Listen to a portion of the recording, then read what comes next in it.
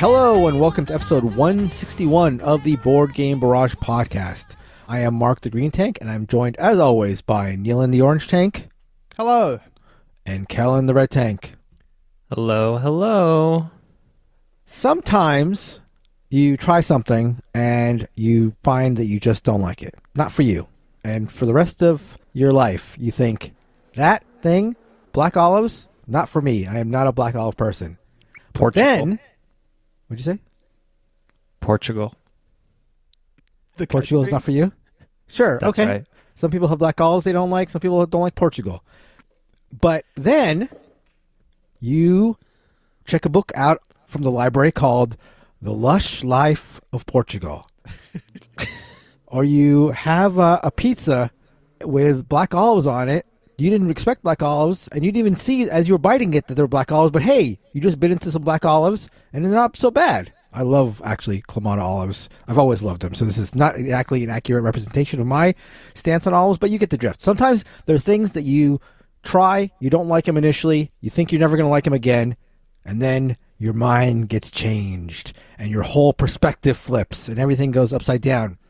That's what we're talking about today, black olives and Portugal. No, we are talking about mechanisms that maybe you tried in a game, didn't like them, and then later on, you try the same mechanism in another game, and you're like, hey, it wasn't the mechanism's fault, it was that dumb first game's fault.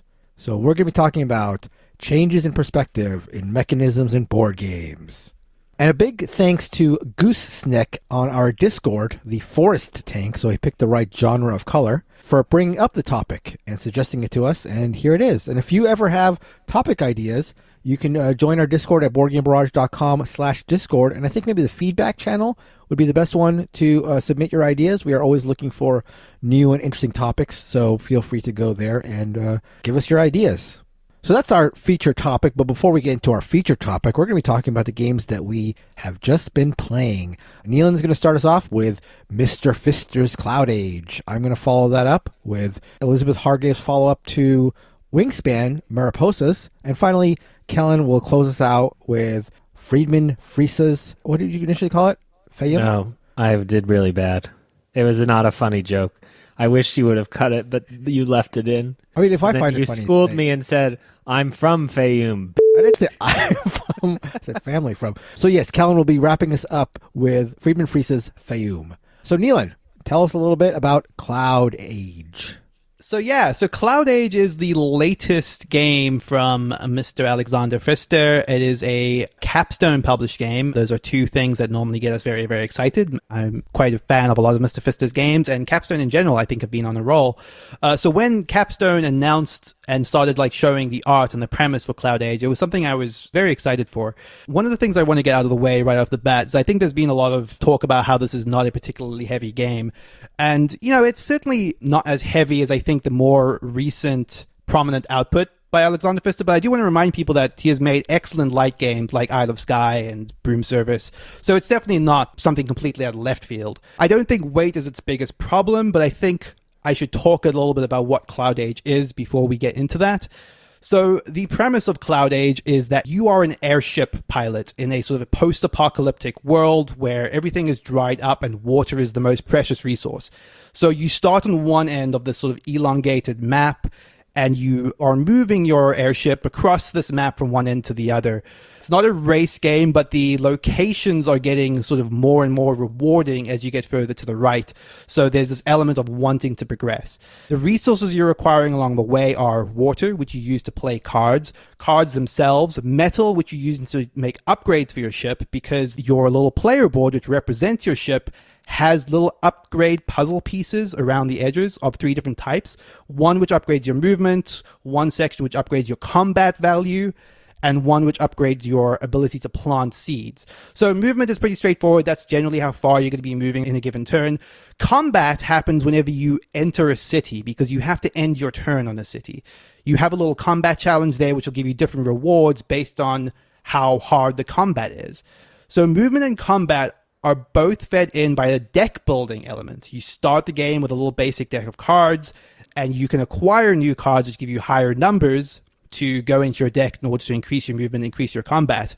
And then finally, this planting element, which is the third upgrade you can have, is kind of these it feels a little bit arbitrary, to be honest. There are these tiles you draw from a bag, and you can, at various points, plant them onto the map in order to get rewards and block out spaces for other players. But that's kind of the basic loop of the game. You are moving to a city, initiating a combat, getting a reward, using those rewards to upgrade your ship, get new cards into your deck, get new upgrades, and do all this better and better and better, move further along, get bigger and bigger rewards. But Neelan, I've always wanted an airship. Let me tell you, this is the game for you if you've always wanted to be an airship pilot.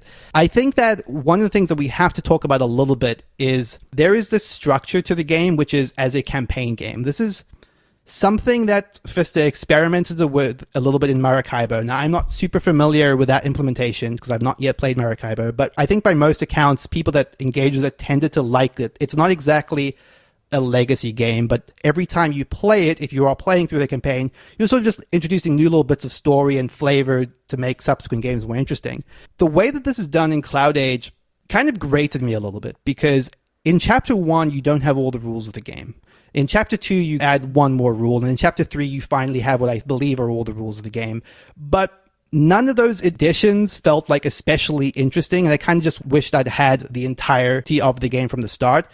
And I think that the thing I want to emphasize through all of this is that this feels more like a family weight game than I was expecting. I think that it's hard to justify the slow layering on of rules and sort of just like the reliance on the theme and the idea of the story and the campaign to carry you through, because ultimately I don't think that all of the mechanics really hang together. I don't think that any one of the subsystems in the game is especially interesting or leads to incredibly interesting choices. And worse than that, I don't think that the way that the whole thing coheres really justifies all of those pieces connecting together. It's a really hard game to talk about because I think one of the things that I admire about it is I do think the theme and the art is beautiful. And I do think it's a big diversion for Alexander Fist to sort of do like a fantasy-esque theme.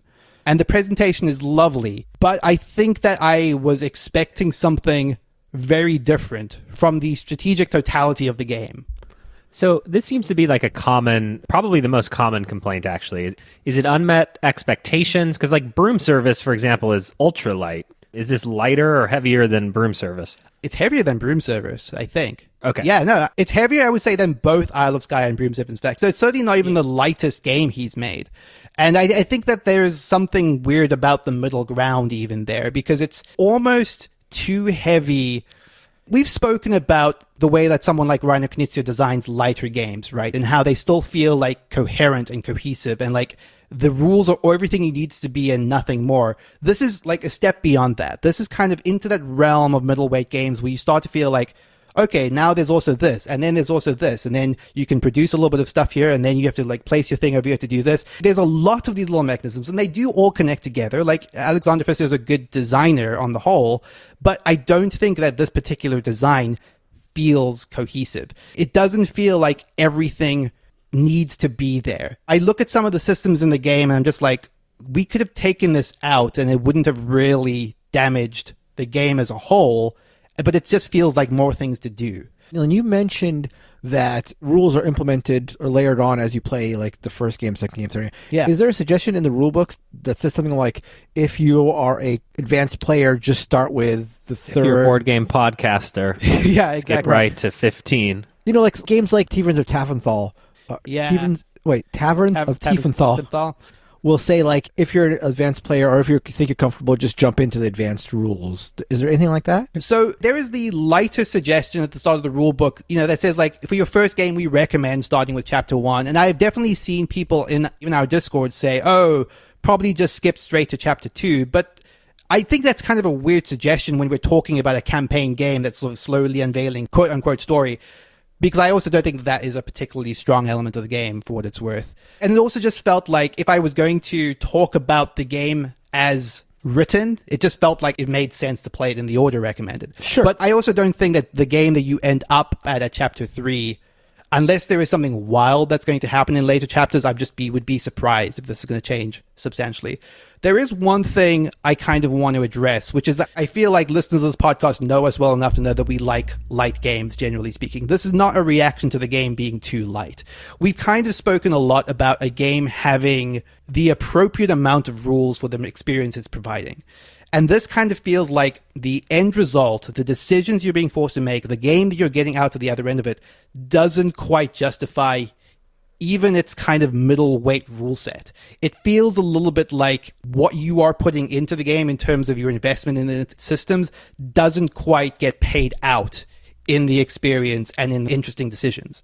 There are some cute systems in CloudAge, and I really wish that they were better executed. There's one system in this game that I haven't even spoken about yet, which is kind of like this visual puzzle, which is going to sound absurd, but like as you add cards to your deck in this game, they're kind of obscured by these sleeves that you put them in. And there's kind of almost this element of how many resources do I think this card is going to provide me when I take it, and then you pull out of the sleeve and you get revealed that information. So it's a little bit of this sort of like visual guessing puzzle.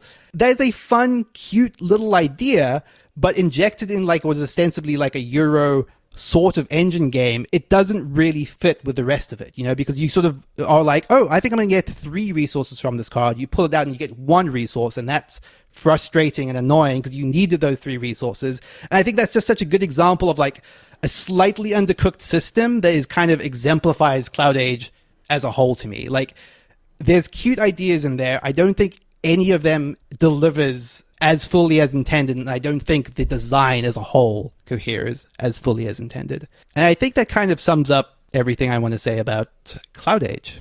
I think the last question and the most useful perhaps is just like, and I think I know the answer, but would you give this to Mark or I and say, give it a go, you may like it? And who would you give it to? No, I can say with some confidence that this is not a game for any of the 4 of us. And I'm kind of almost even hesitant to like know who I would describe it for, because it's so specific. Like, I think if you had new gamers that are interested in the premise of like a story Euro game, I still think it would be a kind of a stretch.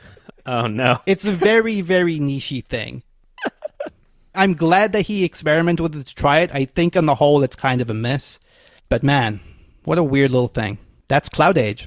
So I got a chance to play Elizabeth Hargrave's follow-up to Wingspan. This is another flying animal product. I think a bird game, right? According to us. That's right, exactly. This time, instead of birds, you've got butterflies in her game Mariposas. So Mariposas is a quite light family-style game. Just out of curiosity, I wanted to compare its weight to Ticket to Ride, and it shows a heavier game, according to BGG, than Ticket to Ride. And I have a hard time reconciling that because I think it's Ticket to Ride weight at most. So what you're doing in Mariposas is you are in charge of your gang of butterflies. It's a butterfly gang showdown. And what you're doing is you're flying around North America trying to kill the other butterfly gangs. That's right. You have to equip yourself with various weapons and then fly around to other butterflies and take them down. No, what you're doing is you're flying around North America over the course of 3 seasons. So there's a spring, summer, and fall season in this game. And every season you'll have goals that you're trying to achieve to get victory points. So one goal may be have as many butterflies as you can north of Atlanta, or have as many butterflies as you can surrounding Boston, so on and so forth. And the way this happens is you have a hand of 2 cards, and you pick one of them, play it, move your butterflies around, and then redraw at the end of the round. It's a very small, easy sort of decision space to figure out what you're going to do. Most of the spots on the board that you land on will give you a type of flower. Some will give you bonuses, specifically the cities. If you land on a city, you'll get a bonus.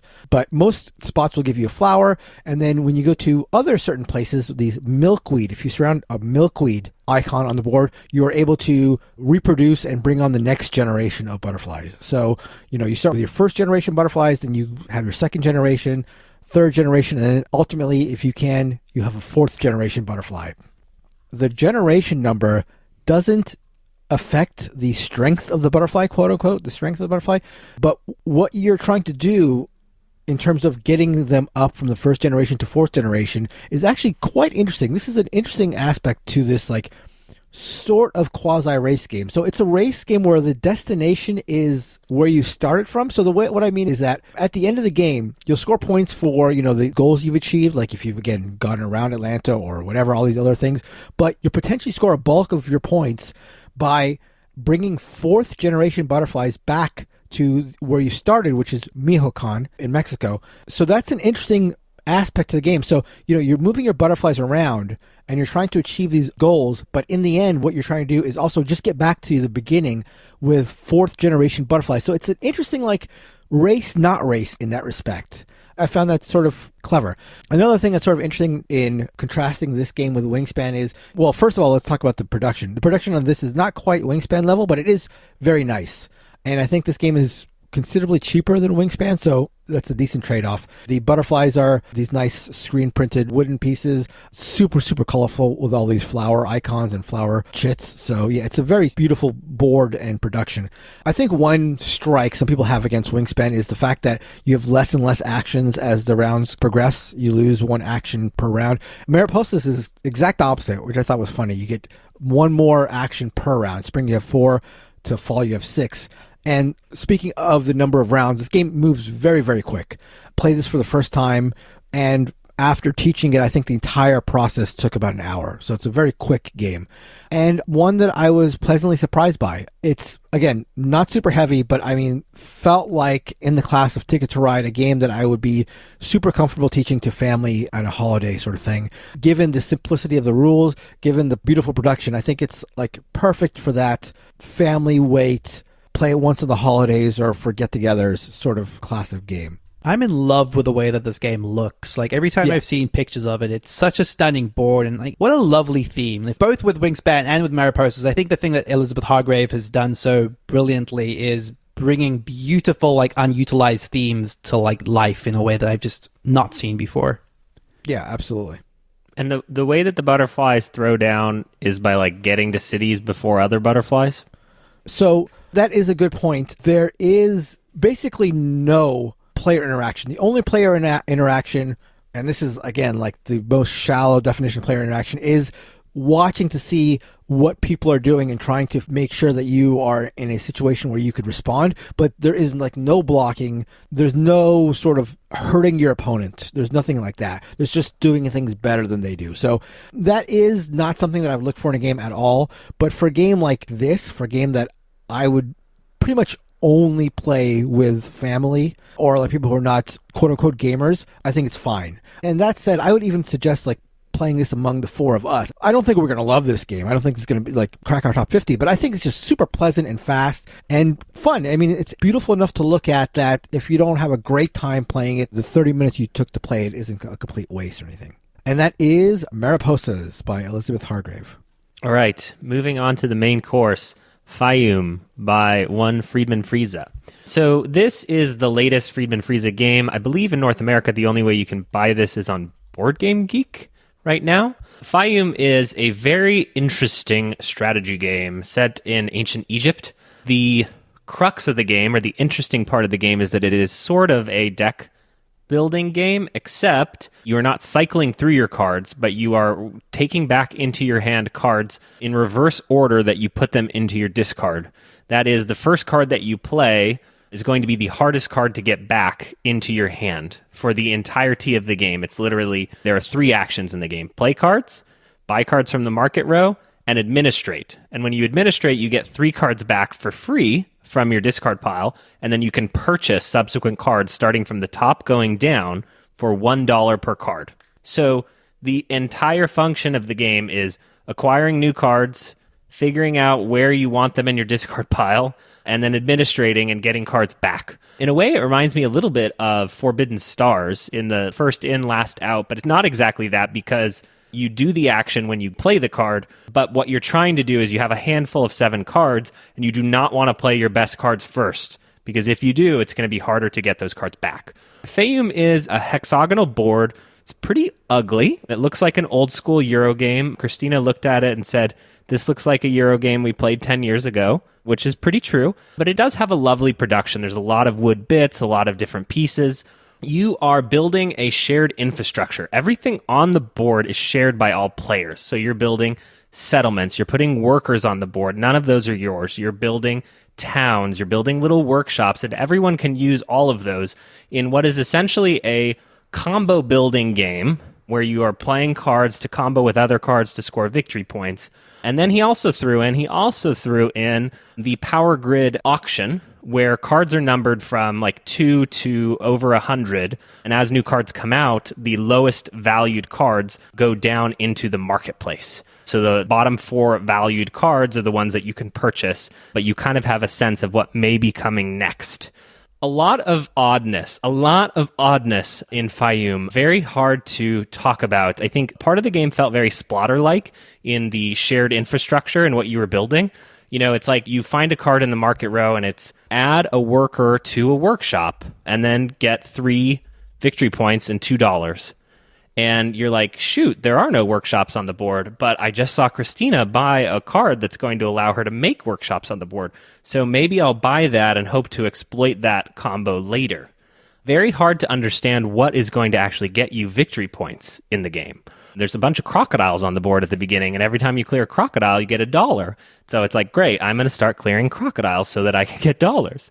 There is a lot to love here and a lot of potential pitfalls. I do not think that this game is going to be for us. For one, the 2-player game is actually longer than the 3 or 4-player game because you go through the entire deck no matter the player count, and the cards exit the card row when someone administrates, and therefore you literally will go through all the cards 2-player or 3-player, except in a 3-player game there are more administrate actions happening. A lot of people online are already talking about removing cards in the 2-player game just to make it shorter. Our 2-player game took over 2 hours easily. Every card has a cool power on it, okay? Which you think, oh, Kellen loves cool powers different ways. Okay, put a worker out on the board, develop a space, get some grapes, turn those grapes into roses. Oh my God, those are wild. Now there's victory points. Except there's a glossary of all of these cards. And literally, I cannot tell you how half or more of the game was perusing the glossary. In the want to make this multilingual, it has bad iconography. The iconography is decent, and this would improve with time, and a lot of the cards are shades of other cards. But when cards are shades of other cards, except, you really have to know what the except is in order to understand what you're doing. There's so much weird here. I would desperately want Mark to try it. I do not think it's good enough that Neelan would care to try it, but we should try it because it's interesting. The auction in Power Grid, that auction doesn't feel particularly screwy because everything kind of does the same thing, but just to varying degrees.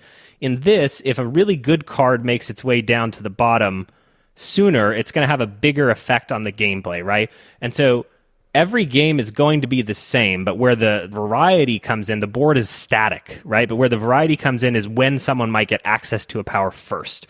And I will say the criminal sin for me is that the most interesting decision of the game is what order should I play my cards in, and then how should I pull them back out?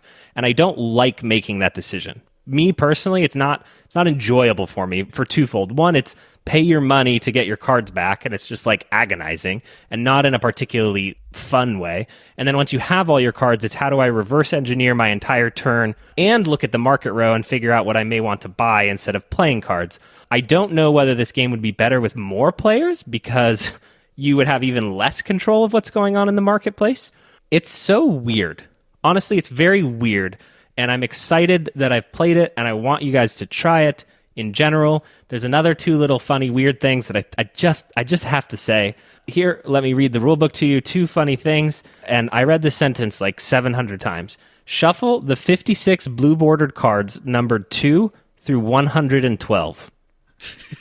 Now, let me read that to you again. Shuffle the 56 blue-bordered cards numbered 2 to 112. I almost quit. I almost quit right there. It's room for expansion. It is room for an expansion, but that's absurd to write it like that, Mark. And then the other part, and this part I love much more, is they introduce a fake NPC called Ronald. So if you're Ronald, you should feel really, really mad at this company because Ronald is that guy that asks questions like the entire game. So it'll explain a rule. They introduce Ronald, so it's like, use the action. You must use the complete action of the card to gain resources. And then underneath that in italics, no, Ronald, you cannot only use part of the action. If the action is to build 2 roads, you cannot only build 1. And literally the entire rest of the rulebook has a bunch of no Ronalds. Like, it doesn't show Ronald's question, but it shows Ronald being berated by Friedman I kind of Friese love and that. Faiyum. So I don't know. It's hilarious. I don't know if Friese has always done this, but this is also in the rules for fast sloths. I think really? it's just becoming like a little gimmick of Friese's, and I hated it there as well for the same reasons. It kind of just felt like I was... You were Ronald. I've said something in this vein before, but I kind of felt like I was reading like a comedy bit while also trying to read the rules for the game and just being annoyed constantly. I kind of liked it for what it's worth. It's very silly. It's very silly. Faiyum is infuriating. I don't know. It's too long. Interesting, because you keep saying it's weird, and I feel like generally weird for you is good, is like a positive. Not necessarily like a glowing positive, but like weird is generally good. But you're saying weird shading to infuriating, shading to like frustrating. I am concerned that the game devolves into knowing the flow of 2 through 112 and knowing when to administrate and how the end game works. There are cards above 100 that are quite powerful and engine combo-y, but the game continues until a bunch of natural disasters happen. And so when you administrate right before that and you get all of your good cards back in your hand, you're about to do a bunch of combos after the game has ended, and the scores are very close in the scoring.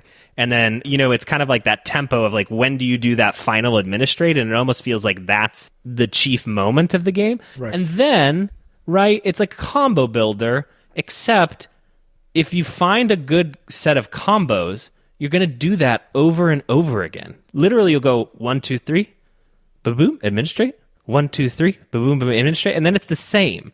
I love that the actions are play a card, buy a card, administrate. Boom, we're done. It's a song. Play a card, buy a card, administrate. Boom, we're done. Except, this glossary, it's like the entire premise of the game is buried in the glossary, which is no good. And I was imagining playing this on TTS with Mark, and I'm just like, oh dear God, should I print him out the glossary and ship it up to him, and then we'll do this? Because how is he going to do it? How are we going to do it? Maybe the cards have it on there. If so, play it on TTS. Very, very unique game. Too expensive, also. I do think you should try it. I have a feeling it's not for me. Well, I know it's not for me, ultimately. But that is Faiyum. Interesting. I mean, I am interested to play it for the theme and also for like this weirdness is interesting, but I am expecting to not like it. I mean, there are a lot of Friese games that I don't like. Like I played Fire by him and Fortress, and obviously Power Grid are 3 of his games, and I didn't really like any of those. So sometimes he hits, sometimes he misses, but they're always interesting swings, I think. Yeah, and it doesn't make me go, oh my God, I never want to try another Friese game. Yeah, again. of course. It's like, it was cool because I found roses are wild, right? And I got this thing that allowed me to place workers along the river and get roses. And then I got another card that let me double 2 resources in my array. And then I got another card that let me do my last card again. And so I'm over here, I've got 12 roses. Sure. Christina's like, what the hell is going on? You've got 12 roses. And her strategy is completely different. She's comboing off of building infrastructure, making these roads, and then moving workers back and forth along these roads to the point that I started trying to remove the workers from the roads so that she couldn't continue with that stupid pharaoh mummy combo that she did. She beat me.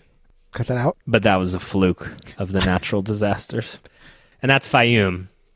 All right, so let's get into our feature topic. Mechanisms in board games that you thought you didn't like until you saw them implemented somewhere else and your mind got changed. Neelan, why don't you start us off? Yeah, so one of the things that came to mind when I was thinking about this was how one of my huge barriers to a lot of games are games that sort of rely heavily on performative elements, or at least I should say this used to be a huge barrier of mine. And that sort of extends to charade-style games, particularly charades, something I've never really liked, the idea that you're going to get up in front of a group and perform this action in the context of a competition.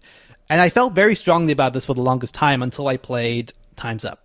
Time's Up is the one version of these sorts of perform for your team charade style games that I really, really latched onto in a big way. And I can remember quite distinctly even the first couple of times playing Time's Up and just really being on edge because I was in a new group. This was in my first few weeks at our friend Dean's game night in front of people I didn't know super well and kind of just feeling like I was on the spot a little bit. But there was something about the specific structure of Time's Up and the way that it rewards what has come before. And the way that it rewards aspects that are not purely just the performative guessing thing. There's a little bit of a memory component to it. There's like a collaborative component to it. There's a setting people up on your team for memory devices that are going to pay off down the line. And all of those elements combined to create a game where I suddenly didn't mind the performative element. Enough so that I actually really started to enjoy it. I can so distinctly remember like the first time I felt like I did crazy well in a round of Time's Up, where I sort of just knocked 10 things out of the park. And I remember like some of the clues. Like one of the clues I formed was like Transformers the movie. And like it's so embedded in my brain, like going through the action, going burr, burr, burr, burr, burr, and like doing a transformation.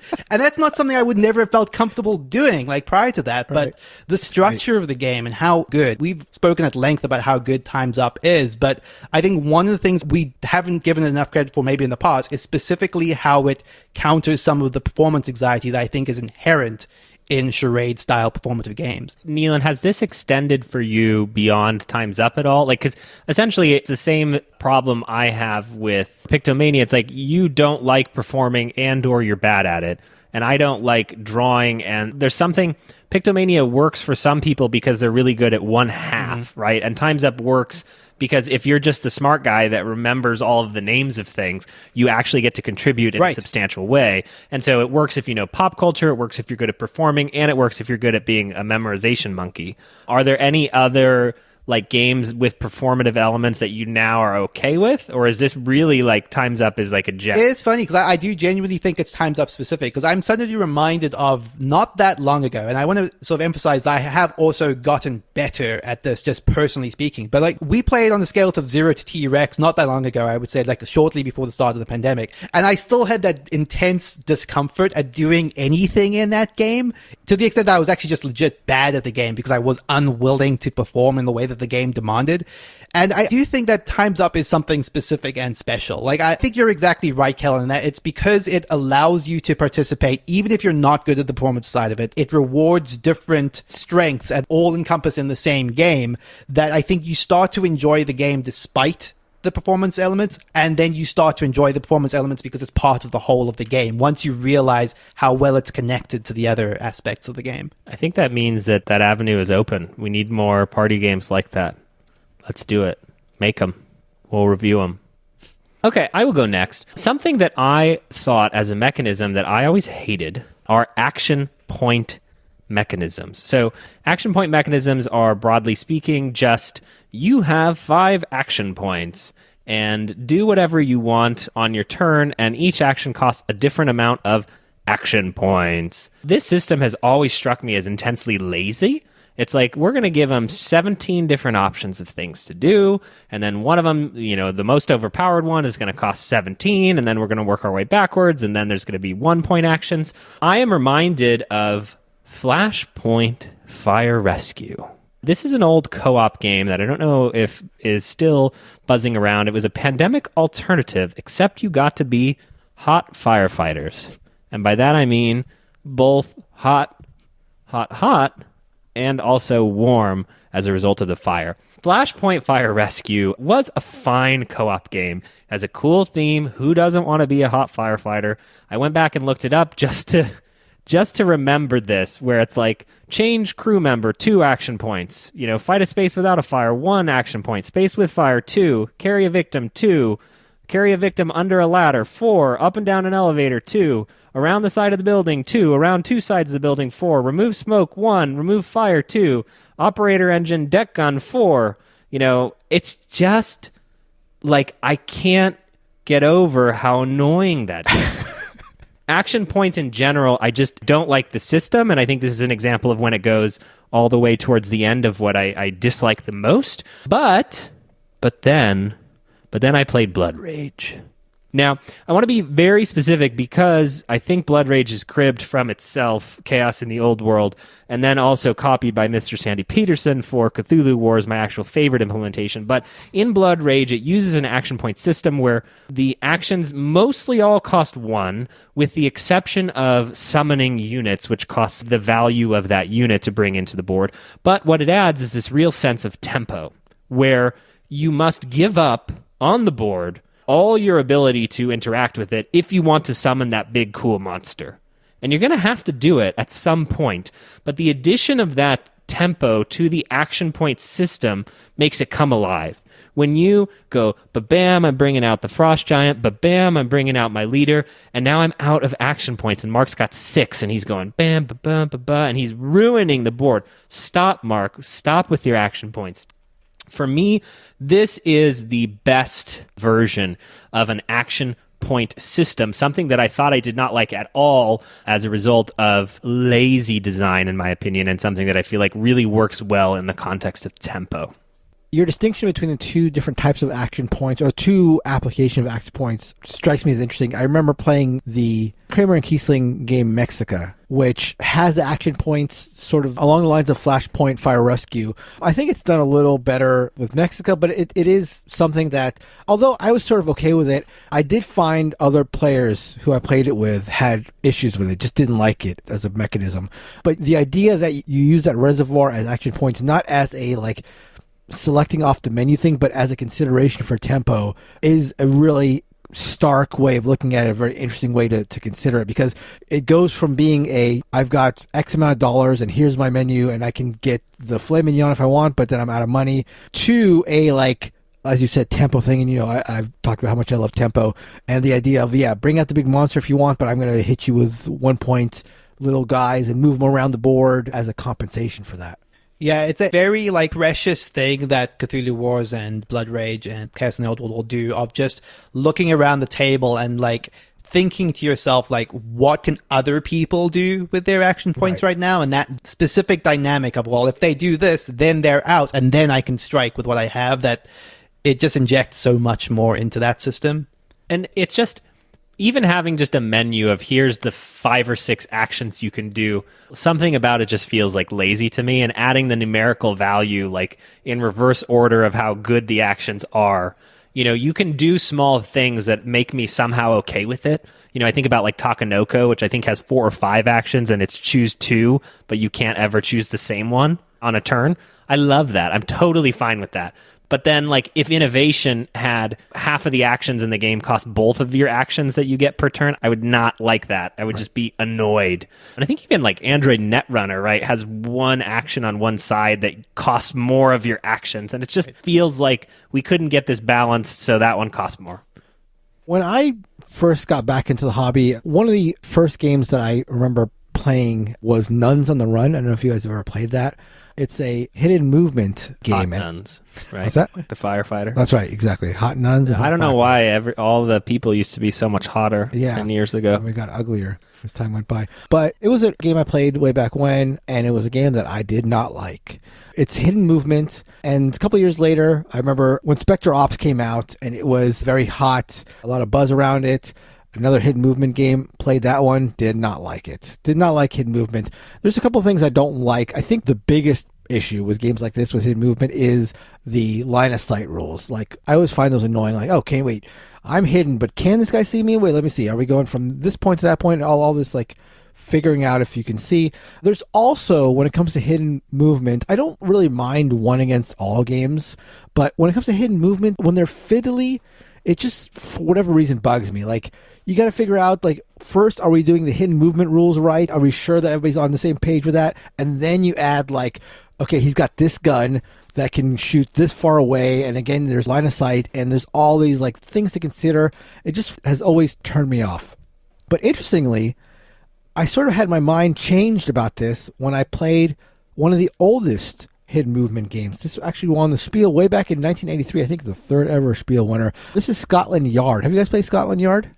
Nope. I think I have, but a very long time ago. It's a very, very straightforward hidden movement game. One person plays Mr. X, who's the bad guy, and you're running around the city just trying to evade until the time runs out or until you get caught by the investigators.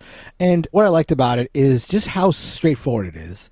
There are some rules. There is some rules depth when it comes to the methods of transportation. So you have to figure out if you want to move by train or by bus, or these 3 or 4 different types of movement. So it's not the most straightforward, simple game ever, but it is very stripped down for a hidden movement game. I remember playing this with people who were not really into board games as much as I was, but teaching them was straightforward. We didn't have a lot of interruptions in play, figuring out what could do what or who could see what, anything like that. It's very straightforward, and just had a great, great time. It just sort of made me reconsider my distaste for hidden movement. As I've played other hidden movement games since then, I still haven't really liked them. We played Escape from the Aliens in Outer Space, and I didn't really love that either. Again, it was just like too fiddly for a game where the inherent mechanism feels fiddly to me. The whole like hidden movement thing just feels inherently fiddly, and when you add other rules to it, I find it distasteful. But I then played Jaws by Prospero Hall, one of these Target games, this new wave of Target hobby games. And it does hidden movement well. It's like, again, very straightforward hidden movement. There's other aspects to the game, there's other mechanisms, but the way it just handles it nice and easy, I found refreshing, interesting, and again, made me realize that the way that I like hidden movement implemented in games is when it's done without a lot of other stuff, making it even more obtuse or complicated or fiddly. So, you guys like hidden movement games at all? I've got to say, Mark, I played a few of them, and I still don't think that there's one that I like all that much. And that kind of includes Scotland Yard a little bit for me. Like, I'd be curious to dig into what specifically it is about Scotland Yard, because the one thing that kind of always frustrated me about hidden movement is kind of this idea that there has to be enough leniency for the hidden player to avoid detection, right? They can very rarely be in a position where the captors know exactly where the other player are, otherwise the game sort of disappears, right? I always feel like there's always maybe by virtue of that, and that was true, I felt a little bit of sabotage and of Specter and other games you've mentioned, but I also remember it being a little bit of an element of Scotland Yard, which is just kind of this feeling okay, at best we just have the 50-50 shot of knowing where they went. I agree with that, and I think the saving grace for Scotland Yard is it's like a 45-minute game. It's like a simple game. It's way different than playing Fury of Dracula for 2 hours and then it being like a coin toss. He's either there or there and who knows. Yeah, I mean, I don't even love Scotland Yard as it is. I think of the hidden movement games, it's my favorite, but that's not a very high bar at all. It's probably a top 300, top 400 game for me. It's not anywhere near the top 50. But for hidden movement, it's quick, it's easy, and that's all I really want in hidden movement. That makes sense. And again, it being added to a game like Jaws was proof to me that it didn't need to just be hidden movement simple. You could actually have hidden movement in another game as long as you do it straightforward and simple, and it can highlight and add to another game. It just made me think that as a mechanism added to something else, I would potentially like it in some cases. For the longest time, card drafting was shown to me through the lens of two things. One, Agricola. And the card drafting in Agricola is, oh, by the way, now that you understand this 2-hour complex strategy game, also draft all the cards at the beginning of the game for an additional 30 to 45 minute game. Oh, hell no. I am not doing that. And then in Seven Wonders, the other card drafting game that I was introduced to, there was always this element of hate drafting, which is this idea that, you either want the card, and so for those who don't know, card drafting is really simple. You pick up a hand of cards, you get to keep one, and then you pass the rest to your opponents, and then they have to choose the cards that they want. Seven Wonders is probably the most popular game that uses this mechanism, and hate drafting is the idea that you might take a card, not because you need it, but because you don't want your opponent to get it. And the thought of this just makes my eyes light up with joy. The idea that I could hate draft. But the reality is that Seven Wonders doesn't really give you the option to do it. And I know, before you hit me up in the comments and say, but you can build your wonder and hate draft with it. Yes, you can do that. But if someone on the other side of a 7-player game is building science and you get a hand of cards and everyone says, Kellen, you have to take the science card, or the multiplicative effect means that your opponent is going to win, that's not really what hate drafting is. And it doesn't work. And I don't like Seven Wonders enough. But there are some games that have made card drafting work for me, and those two games are, one, Paper Tales is a fantastic card drafting game that allows you to do more substantive hate drafting. And the reason that works is that you actually draft more cards than you could possibly play per round, and then after you have all those cards, you play a bunch of them. And so you don't feel bad about hate drafting because you literally won't be playing all of the cards that you draft. Amazing. Paper Tales is a great little game. The other game that made me reevaluate drafting was Inish. And rather than having this big, broad deck that even a game that I like Blood Rage, right, is like a drafting game, but hell, I'm not going to learn that whole deck. There's over 100 cards in it. Inish is 16 or 17 beautiful cards, very easy to understand, and you are drafting them. So you have a hand of 4 of them, and it's like, oh, I know exactly who's going to pick this up. It's going to be Mark, and if it's not Mark, it's going to be Neelan. And it's like, I know it's either going to be there or there, and I don't want the dice in their hands. And so I must take it. And so the promise of drafting, which is like evaluating whether you need it and then looking at who might get it after you, is really, in my mind, just fulfilled only by Innis, or fulfilled by someone who plays the same board game 700 times and actually knows the deck and what the odds are. And so Innis, by reducing the card pool to 16, taught me that drafting can work, and Paper Tale showed me that hate drafting is in fact real. I have yet to play Paper Tales, but I remember you talking about this when you first played it, the drafting aspect, the way that it did drafting well, and it's made me want to play it since you mentioned it. And you're absolutely right with Inish. Again, it's a game that I don't super love, but it's got a bunch of great parts in it, undeniably great parts in it to me, and the drafting is, like you said, it's brilliant. It's like the making an aspect of the game like simple and straightforward, and therefore like, whereas with a game like Blood Rage, it would take you, like you were saying, 50 plays to have that sort of like full knowledge of it, and therefore like engage with the game on the level that you ideally would. With Inish, you're there, you know, after a game and a half, and I thought that was always a brilliant sort of way to do that.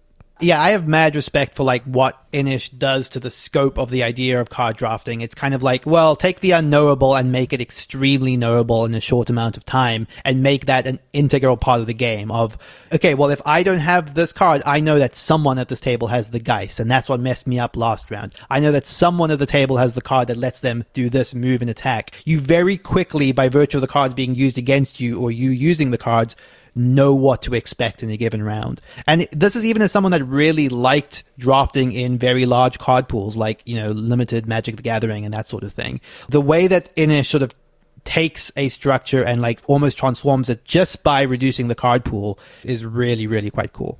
I remain dubious of both card drafting and action point systems, and think they're both kind of lazy, which I don't know what that says about me. It's like, oh, we have all these cards, we don't know which one is, you know, it's not, we can't let them just draw from a deck because some of them are better than others. We could draft them, you know, and so the amount of strategy games that now have cards where you just draft them at the beginning and then play the game is absurd. But I do think that, like all mechanisms, there are those shining beacons of what it can be or what it can do, and it's interesting to find those. The second mechanic that I chose was player elimination, and it was so specifically in the context of social deduction games. The go-tos, I think, examples of this are stuff like Mafia and Werewolf, which are long games where you can get eliminated fairly early and are effectively sitting out for the remainder of the game. But I also experienced this, and have spoken in the past about my gripes with Shadowhunters, which is a game that I like a lot in premise, but then when you have those games where you're just out early through kind of no fault of your own, just because someone chose to attack you arbitrarily, and then you're just sitting out for the remainder of the game, that's pretty frustrating. And I kind of was always surprised when the Resistance came along and showed you, oh, you can make the sort of game without that.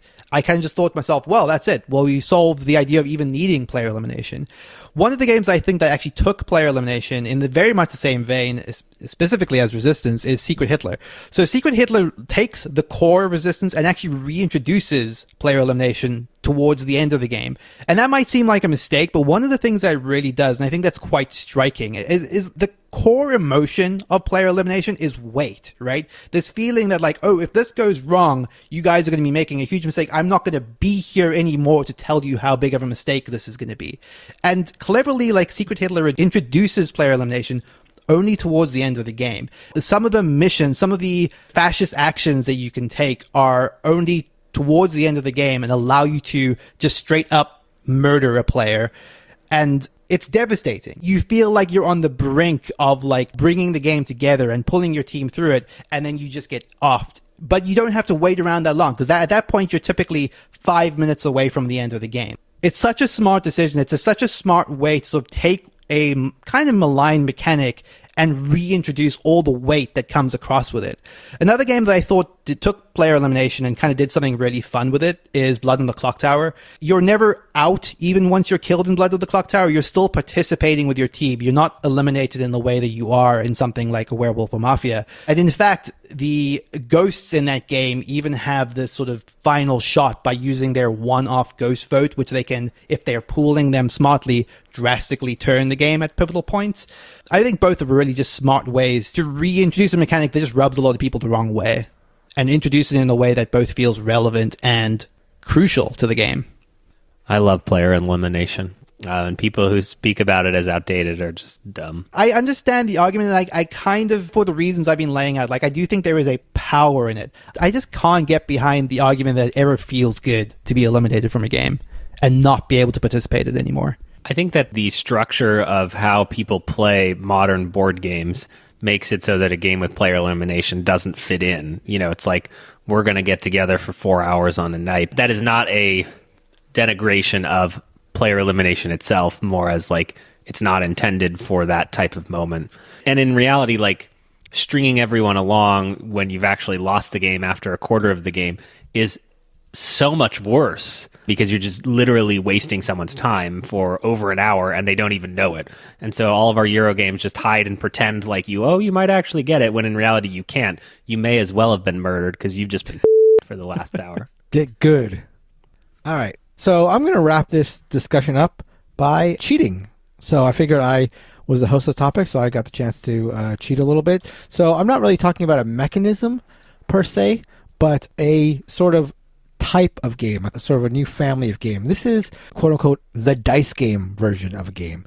So an early game that I played that did this, and I think did it well, was Bang the Dice Game. I always preferred Bang the Dice Game to Bang, but I think in most cases it's not super great. There's Istanbul the Dice Game, which I think is inferior to Istanbul and just like a bad game in general. There's the hilariously named Viva Java the Coffee Game, the Dice Game, which I didn't enjoy very much. There are games like Kingsburg the Dice Game, which I haven't played, but I heard is atrocious. This is a new the dice game that... Are there no dice in Kingsburg? That's when it gets weird, right? Oh, yeah, no, There there are dice in Kingsburg. Yeah, this is Kingsburg, the dice game with but not more dice or less dice. I'm not sure how many the dice are. Even brilliant designers like Knizia with his Medici the Dice Game, as you guys sort of talked about a couple of weeks ago, you liked it to greater or lesser extent, but were generally, I think, middling. Even my beloved Biblios Dice, far inferior. Oh, you mean For the King and Me, right? For the King, parentheses, and me. Kellen, is this going to be a thing now? Every time I talk about Biblios, you're going to be referring to the upcoming implementation of it? I've never heard of that first game, but For the King and Me, parentheses, is only $24.99 from Yellow.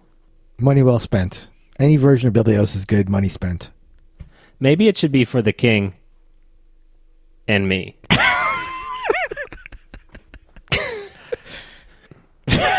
How fun. But, speaking of the Doctor, I had my vantage point on this issue completely changed when I played Raw the Dice Game recently. Raw the Dice Game is by Knizia. It's an older game from 2009. Raw is a pure auction game, and Raw the Dice Game has no auction in it. So that may be one of the reasons why I think it's so good. It's not trying to be the predecessor. It is a push your luck, sort of Yahtzee style roll and lock game. And I just thought it was absolutely brilliant. I loved it. And so it is its own game. It's its own thing. And I do think that having played Raw and being a big fan of Raw made me enjoy Raw the Dice Game more, because it shares some language with its older brother. But it just made me realize that sometimes these reimaginings, reconstructions probably is a better term for it, of standard games into these dice versions can be done in interesting ways. Whenever I see the dice game version of a game, I almost immediately discount it as being inferior. And Raw is like one of my favorite games of all time, and I think Raw the Dice Game is like fantastic. I felt myself getting carried away. I'm sure after multiple plays I would cool on this, but I was like, wow, this game might be a top X game for me. I don't know, top 50, but I just thought it was great. And I played it 2 players, and for like a push your luck game to be that great, 2 players really surprised me. So just recently having played Raw the Dice Game made me think, maybe the dice games have something to them. Was the shared language between Raw and Raw the Dice Game screaming Raw at each other? It was not. Loudly? It was not, unfortunately. But yeah, if you can find a copy of Raw the Dice Game, I would highly recommend it. So that is going to do it for our show. Go to the Discord at boardgamebarrage.com/Discord into the podcast channel where we discuss the latest episode and tell us maybe some mechanisms that you initially weren't a big fan of, but then maybe changed your mind.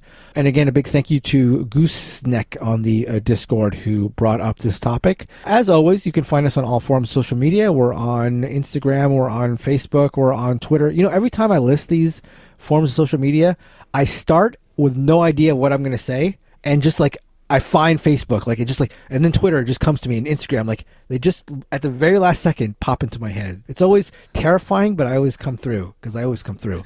You got zucked. What's that? You say? You got zucked. You can find us at BoardGameBarrage.com. You can email us at BoardGameBarrage@gmail.com. Again, join the Discord at BoardGameBarrage.com/Discord and submit your top 20 games of all time at BoardGameBarrage.com/top20, and we will be compiling and using those top 20 games from listeners in a upcoming episode that we were very excited about. As always, a big thank you to Heart Society for our intro and outro song, What's on Your Mind, Kid? And until next week, that will do it. See ya. Bye-bye. Bye.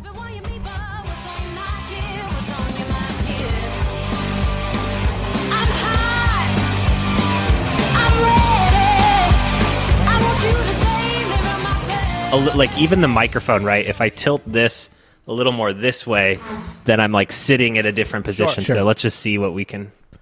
CloudAge by Mr. Fister. Did not hear it. Nope.